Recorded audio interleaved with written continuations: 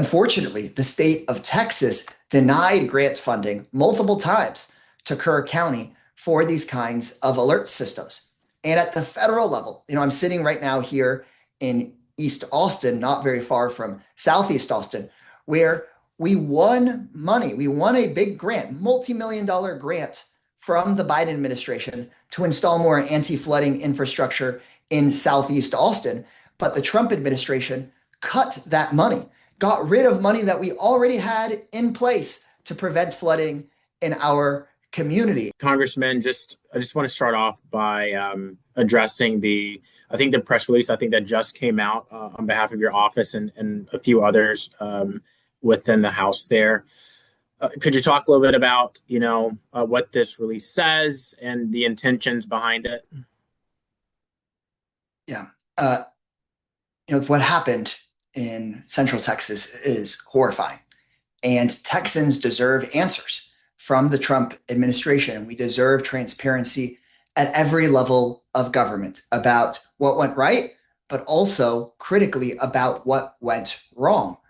Because I'm deeply concerned about reports that the head of the Department of Homeland Security, who's also in charge of FEMA, Kristi Noem, delayed sending search and rescue resources for 72 hours. I mean, you shouldn't have to think about a request like that for even 72 seconds, much less 72 hours.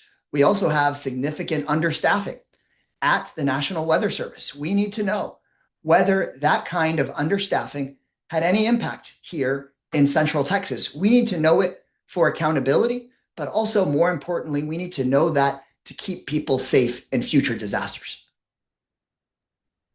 And the president actually just landed in San Antonio on his way to view the damage. What is your take on him being in Texas today, in the Central Texas Hill Country area to view that damage? Look, this is not about politics. This needs to be about respecting the dead, taking care of survivors, and then making sure that we're transparent and learn from this disaster to keep Texans safe moving forward.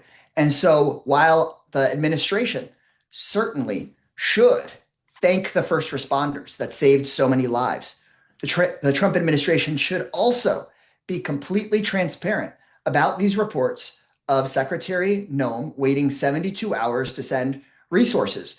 The administration should be transparent about answering questions about the way they've been slashing positions at the National Weather Service and trying to abolish FEMA, and whether that is actually making us more safe or less safe. I'm worried that the severe and critical understaffing has made us less safe.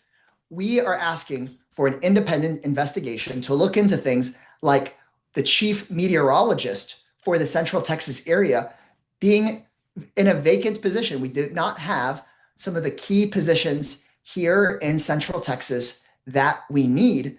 Reports are that they brought in reserve staff, and I'm grateful for that, but we need to know very clearly whether the staffing shortages at the variety of these agencies is making our natural disaster response slower and less effective, because far too many people died, and we cannot put more people's lives at risk by not looking at the understaffing and the cuts that have happened at NOAA and the National Weather Service and at FEMA.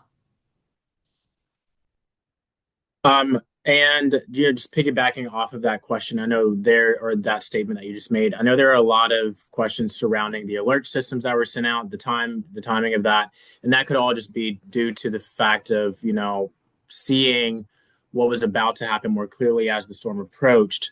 But I know there's a lot of talk about sirens maybe coming down and legislation here within the state and going into that. What's your take on the types of alert systems that maybe should be put in place there, the cell towers, maybe that should be down there, in the event in the future, so that people can get a better warning system ahead of time? We need more infrastructure to protect us from flooding and to alert us when there are natural disasters like wildfires and floods. Unfortunately, the state of Texas denied grant funding multiple times to Kerr County for these kinds of alert systems.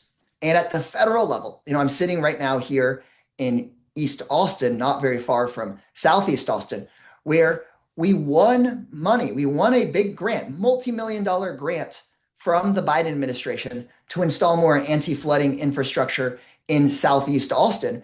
But the Trump administration cut that money, got rid of money that we already had in place to prevent flooding in our community. And so, in my view, we currently have a federal administration that has been intent on cutting infrastructure dollars that is going to protect us from flooding, all to pay for tax cuts for billionaires. In my view, that's deeply wrong. We need to get our priorities straight. And instead of giving tax breaks to millionaires and billionaires, we should be taking that kind of money and putting in good alert systems, adequately staffing FEMA and the National Weather Service, and we should be having infrastructure to protect us from these worsening floods and these worsening fires and freezes that we're starting to see much more frequently here in Central Texas.